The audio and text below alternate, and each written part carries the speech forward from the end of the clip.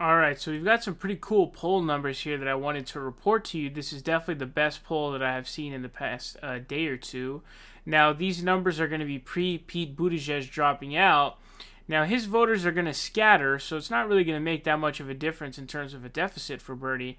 But what it will do, and to be fair, the second choice numbers are kind of all over the place.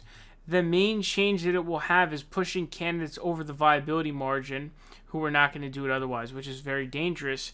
And that's the reason why he dropped out. I'm sure Joe Biden and the Democratic establishment contacted him, and they're probably already in contact. And I think he dropped out, brokered a deal with them. But this is some really amazing stuff. Check this out. So this is NBC News Marist polls. This is amazing. So Texas, he's dominating. This is by far his biggest lead, all right? Sanders has 34, Biden has 19, Bloomberg has 15, and then Warren has 10. Now, Buttigieg has 8. That's going to go around. But the thing you've also got to keep in mind is, this is what we got to keep in mind, this is the only silver lining, possible silver lining, that is, I guess, to Pete Buttigieg basically dropping out to basically try to kneecap Bernie is early voting is massive, and early voting has been happening in droves, especially like here in California, like a ton, like 3.2 million ballots have been cast, and in Texas, people early vote like crazy. People early vote everywhere like crazy, right? So that's the good news about this. But I mean, that's a 15-point margin you're looking at there. That's by far his biggest.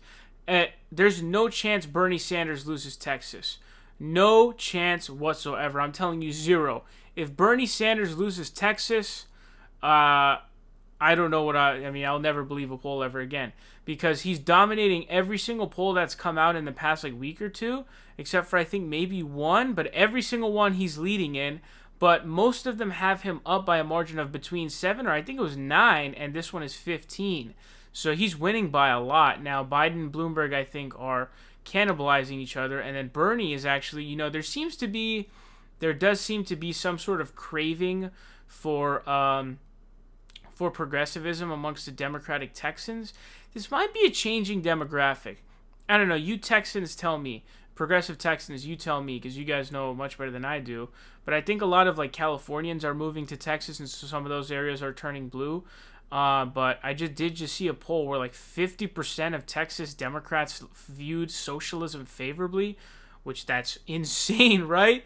So I think that's why Bernie's doing so well here in Texas. And then also Biden and Bloomberg, I think, are eating off each other. But that's really amazing. Texas has a lot of delegates. I think 228 or something like that. I believe it's 228, which is huge. Now, what's also crucial is if Bloomberg doesn't hit the viability number and he only gets congressional district delegates, or maybe he doesn't get any of those either, Bernie Sanders runs away with Texas. So if that Marist poll that we're looking at right now happens, I mean, we're in full like fantasy land at that. We're in fantasy land. We're in heaven, right?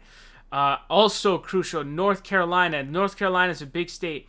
A lot of these smaller states, and North Carolina has a good amount of delegates, I believe, somewhere between, I want to say, 60 and 100, which is a solid amount of delegates. Wherever it is on that spectrum is huge. He's leading in this poll, all right? He's leading. Bloomberg also barely on the verge of viability. So if Bloomberg drops to 14, doesn't hit viability, Bernie leads. That's the beautiful thing we're looking for, baby. That's what we're looking for. No matter what, I know for a fact North Carolina is going to be damn close. That Pete Buttigieg drop hopefully doesn't give it to Biden. I really hope it doesn't. It's going to be a close race. We're going to keep a watch on North Carolina on Super Tuesday, see how that happens. But going to be a very close race. But I do have Bernie picking up North Carolina. I've seen multiple polls that have him exactly leading by 2 points. And I'm hoping that his ground game, which he always has very strong of, and I'm hoping that his youth voter turnout, a new voter turnout, will happen over there. So please, if you're in North Carolina, please come out and vote. Please do everything you can. We need your help big time. But these numbers are absolutely amazing. I was very excited about these. Now, here are the California polls, folks. So the way that basically you're looking at this is the Suffolk poll, the YouGov poll, Point Blank, CNN, and UC Berkeley. Now, the YouGov polls are a joke because, as you can see here, they give Warren extra points. The only one that was at the par with Warren is the UC Berkeley poll, which I could see how UC Berkeley poll would be skewed towards Warren. There's probably a lot of shit libs. But as you can see here, there's 14, 14, 12. So a majority of polls don't have her at 18, as you can see. And so YouGov is a propaganda arm for Warren. And notice something really interesting here. Notice how, funny enough, she gets an extra like 4 to 5 points. And then look how Bernie has 3 to 4 less points from the average. So you see what I'm saying? So YouGov is kind of like discarded.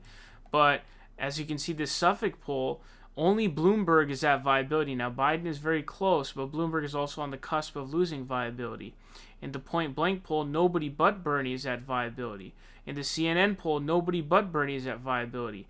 And then in the UC Berkeley poll, Warren's at viability. But I don't think Warren's going to make the viability marker. The only reason that could happen is maybe if Pete Buttigieg supporters pushes any of these three candidates over. If all three of them go over, that's a nightmare scenario. So we're just going to have to pray and pray and pray that that does not happen.